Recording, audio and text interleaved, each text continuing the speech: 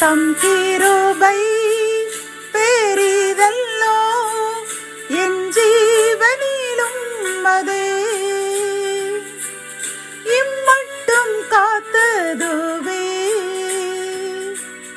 இன்னும் தேவை கிருபை தாருமே இன்னும் தேவை கிருபை தாருமே. தேவனுக்கே மகிமை உண்டாவதாக. சேனைகளின் கர்த்தர் ஊழியத்தின் மூலம் 24/4/2026 இன்று நாம் அறியவிருக்கும் கிருபையின் வார்த்தைகள் சங்கீதம் 128:5. நீ ஜீவனுள்ள நாளெல்லாம் எருசலேமின் வாழ்வை காண்பாய். கத்தோலிக்க வேதாகமம் இவ்வாறு கூறுகின்றது, உன் வாழ்நாளெல்லாம் நீர் எருசலேமின் நல்வாழ்வை காணும்படி செய்வாராக என்கின்றது.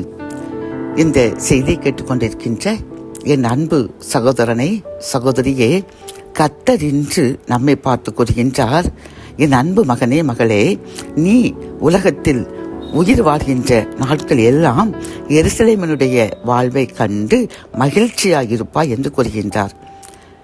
இந்த வசனத்தில் எருசலேமினுடைய வாழ்வு என்றால் நம் பிள்ளைகளுடைய நம் குடும்பத்தினுடைய ஆசீர்வாதத்தை தான் கூறுகின்றது. பிரியமானவர்களே, கர்த்தருடைய பிள்ளைகள் என்றால் நாம் எருசலேமினுடைய அவருடைய ஆசீர்வதிக்கப்பட்ட எருசலேமின் சந்ததிகள் என்று அர்த்தம். இதை நாம் அறிந்துதான். ஆனால் கர்த்தர் அப்படி நம்முடைய சந்ததிகளினுடைய வாழ்வை கண்டு நாம் மகிழும்படி செய்ய நாம் என்ன செய்ய வேண்டுமாம் தெரியுமா?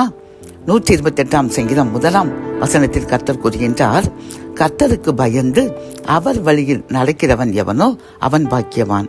அப்படி என்றால் நாம் கர்த்தருக்கு பயந்து அவர் வழிகளில் நடக்கின்ற பொழுது அவர் நம்முடைய சந்ததிகளுடைய ஆசீர்வாதத்தை கண்டு நாம் அவரை துதிக்கும்படி நன்றி கூறும்படி செய்வேன் என்று வாக்குரைக்கின்றார். பிரியமானவர்களே, எவ்வளவு அன்புள்ள கர்த்தர் பார்த்தீர்களா? ஆகவே நாம் வேறு ஒன்றும் செய்ய வேண்டாம். அவருக்கு பயந்து அவர் வழியில் நடந்தால் மட்டுமே போதும். இந்த உலகத்தில் அநியாயத்தில் வாழும் பொழுது நமக்கு ஏராளமான செல்வங்களும் வசதிகளும் வரத்தான் செய்யும். ஆனால் அது ஆசீர்வாதமான செல்வங்களோ வசதிகளோ அல்ல.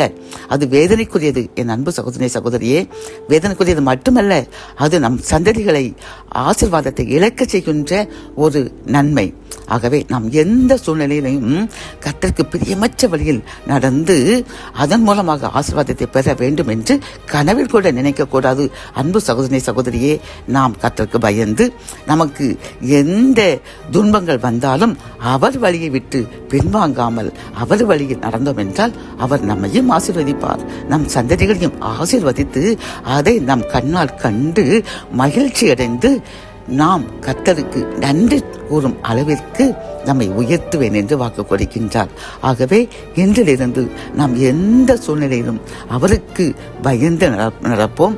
எந்த சூழ்நிலையிலும் அவர் வழியை விட்டு பின்வாங்காமல் அது நடந்து நாமும் ஆசீர்வதிக்கப்பட்டதாக வாழ்வோம். நம் சந்ததிகளையும் ஆசீர்வதிக்கப்பட்ட சந்ததிகளாக பார்த்து மகிழ்ச்சி அடைய செய்வோம். ஜெபம். என் அன்பு தகப்பனே, இந்த கிருபையின் வார்த்தைகள் மூலமாக அப்பா, நாங்கள் உமக்கு பயந்து உம் வழியில் நடக்கும் பொழுது நீர் எங்களையும் ஆசீர்வதித்து எங்கள் சந்ததிகளையும் ஆசீர்வதித்து அதை நாங்கள் என் கண்களால் கண்டு உமக்கு நன்றி கூற வைப்பேன் என்று கூறின கிருபையின் வார்த்தைக்காக கோடி நன்றி அப்பா. இதை கேட்டுக்கொண்டிருக்கின்ற நாங்கள் உமக்கு பயந்து உம் வழியில் நடந்து எங்கள் சந்ததியினுடைய நல் வாழ்க்கையை ஆசீர்வாதத்தை பார்த்து உமக்கு நன்றி கூறும்படி நாங்கள் வாழ்வோம் என்று நாங்கள் உறுதியளிக்கின்றோம். எங்கள் உறுதியை ஏற்றுக்கொள்ளுங்க, அதன்படி ஆசீர்வதித்து உயர்த்துங்க. மீட்பர் இயேசுவின் முன் ஜெபம் கேளும் நல்ல தகப்பனே. ஆமேன்.